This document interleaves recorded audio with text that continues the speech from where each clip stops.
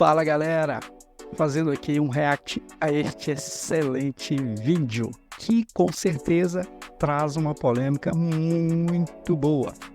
Mas antes, peço que deixe seu like, se inscreva no canal e deixe seu comentário logo abaixo.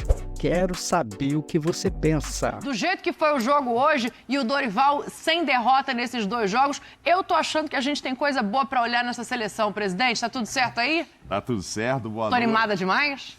Não precisa ao menos. Quase que... Não, mas enfim, boa noite pra você, pro Pascoal, pro abençoadozinho, fã de esportes. Foi o empate até com o cara de vitória, porque 2 pênaltis que o Brasil vai reclamar mesmo, né? Vou dizer tal. Então, foram 2, hein? No jogo de 3-3 foram 2, né? A gente vê esse negócio de pênalti, tem um juiz ruim em todo mundo, Mauro. E outra coisa, esse jogo não ter VAR, né? Eu acho que esse foi um golaço. Esse, sem dúvida, foi um golaço. O Beraldo e o Bruno ficaram a ver navios, como se dizia antigamente, um golaço. E esse foi um presente, né? Gol do Rodrigo, ó, presente que o goleiro deu. A gente tá pensando aqui nos gols, né, do jogo. Mas assim, não, o Brasil jogou bem? Não. Primeiro tempo, muito ruim. Mais posse de bola da Espanha, mais ou menos esperado isso. Mas em número de finalizações, no primeiro tempo, o Brasil, teve uma hora que estava 7-1 em finalizações, Brasil muito atrás, etc. E no segundo tempo, boas modificações do Dorival. Hoje o Paquetá, que foi muito bem contra a Inglaterra, não estava brilhante, a bola passa muito por ele, depende muito dele estar inspirado, né, para fazer alguns passes. Acho que mais uma vez o Vinícius Júnior, não sei se sentiu um pouco hoje, mais ainda do que sempre, esse peso, ele era o cara, era o capitão, o jogo era em função dele, essa história do racismo, então ele estava, não sei, se pressionado, porque o Rodrigo não estava. O Rodrigo jogou em casa, literalmente mesmo. Sim. Muito à vontade e tal, mas não foi um outro jogo bom do vídeo. De alguns, sabe? Meio campo, o próprio Bruno, enfim, a gente vai falar aí do jogo. Não foi uma atuação brilhante, mas acho que sim, para o Dorival sair 2 jogos com uma vitória e 2, diga-se de passagem, 2 adversários e que o Brasil sempre quis jogar com esse nível de adversário antes de Copa do Mundo, de tudo, e quando o Dorival assume e fica sabendo que são esses jogos com essa grandeza toda, aí é uma fria, caiu no colo dele uma boa, uma fria, que isso, já vai estrear 2 jogos pesados. Então, acho que para ele sai bem, tem observações a serem feitas. Às vezes, quando ele muda o time melhora, aí você fica pensando, então, por que não põe no outro jogo? Como foi o caso, né? Alguns entraram bem contra a Inglaterra, o Andrés deu passe, tá? Você fala, então vai começar com ele. Não, ele preferiu manter o mesmo time da estreia, mas evidentemente tem muito o que observar e agora é Copa América, Dani. A próxima já é a Vera, já é valendo. A gente vai destrinchar aqui todos esses assuntos, né? Tenho que falar do Vinícius Júnior depois de uma declaração, o Paquetá ali armando o Brasil. Mas, Inho, eu quero um balanço pra gente dar o destaque aqui de quanto é positivo não ter nenhuma derrota pro Dorival, desses pontos que ainda precisam ser olhados. E eu acho que tudo bem, né, Tetra? Porque a gente fala em olhar ponto no futebol o tempo todo, nada mais justo do que o Dorival poder olhar pontos com apenas 2 jogos. Boa noite, meu capitão, meu Tetra. Tudo bem, Dani? Boa noite. Bom estar com você novamente. Pascoal, presidente Mauro Naves, fã de esporte. Olha, o saldo muito positivo. Ô, Dani, eu vou ser sincero, como você sabe que eu sou, eu não estava confiante para esses 2 amistosos pelo que o Brasil vinha apresentando. E tantos desfalques que o Brasil teve da primeira convocação do Dorival, quantos jogadores que... Uns que já não podiam ser convocados e outros que tiveram contusão logo depois que foram convocados. Jogadores importantes. Estou falando de Casimiro, de Marquinhos, ficando só por aí, além dos goleiros todos. Aí vem o Bento, né? Que a gente, como é que vai ser? O cara, né? Seleção, substituiu o Ederson, o Alisson. O cara, para mim, um dos melhores em campo hoje, ou se não o melhor do Brasil. Né? A gente pode enumerar vários jogadores, mas o Bento foi muito bem hoje. Estou dando um exemplo, então o saldo é positivo. Jogadores que foram convocados que me gerou alguma desconfiança e que corresponderam bem, corresponderam muito bem.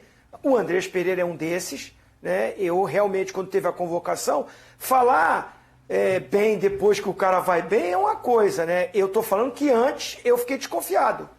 Né? Então, assim, dou a mão à palmatória e acho que foi muito bem. Ele e outros, as chances, as oportunidades que tiveram. Né? Sem contar no iluminado. O iluminado Endrick, que eu acho jovem, né? Há uma euforia muito grande com o Endrick, merecidamente, porque ele tem um potencial e um futuro brilhante.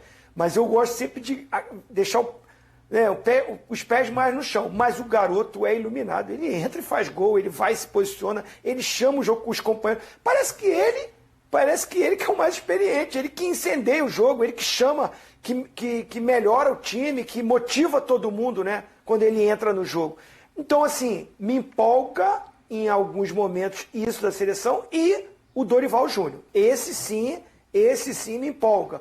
Porque quando teve a dificuldade, um primeiro tempo ruim, bem ruim da seleção, ele muda o time no intervalo e o time melhora e fica melhor do que a Espanha e vai buscar o resultado que, no mínimo, o empate o Brasil merecia. No mínimo.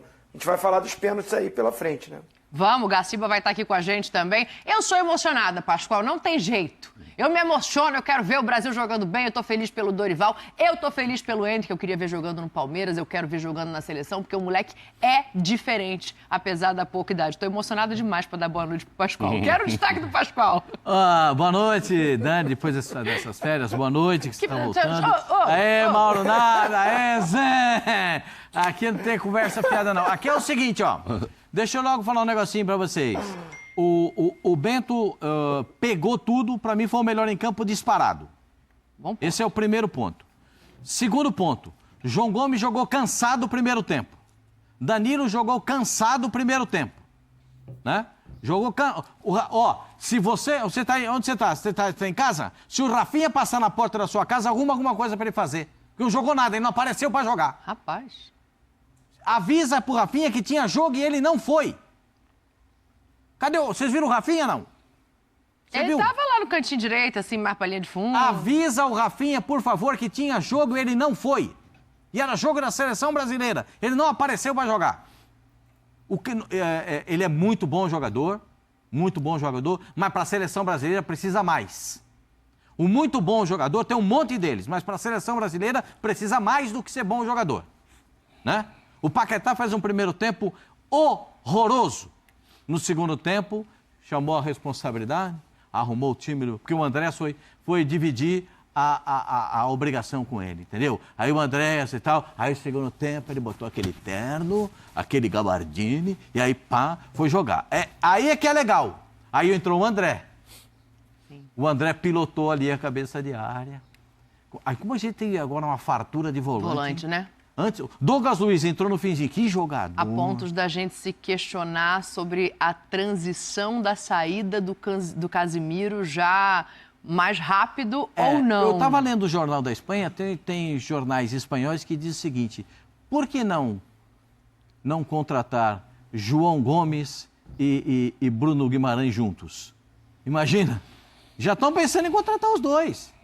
Por que não? Mas eles jogam em gigantes do futebol da Inglaterra, é difícil tirar. Por que não? Porque o que eles jogaram hoje. Aí na frente da seleção do Brasil, aí eu vou fazer primeiro o seguinte: o Endrick. Eu falo para vocês que quando o Endrick chegar na Europa, ele vai ser muito melhor do que a gente imagina. Porque lá ele vai ter um pouco mais de espaço para jogar. E ninguém vai ficar toda hora dando bola. Você viu o Cucurella? Sabe o que o Cucurella fez? Ele deu um tostão na coxa do Endrick com 0 de jogo. Vocês viram isso? Ninguém viu. O Cucurella foi lá e deu um tostão na coxa dele. Ficou lá com a perna lá enroscada, com dor na perna. Ele sentiu entendeu? Foi pancada. Aí a primeira bola que ele saiu em cima do Cucurella, ele deu aqui logo uma nele, um de direto no queixo e saiu por baixo fazendo a falta.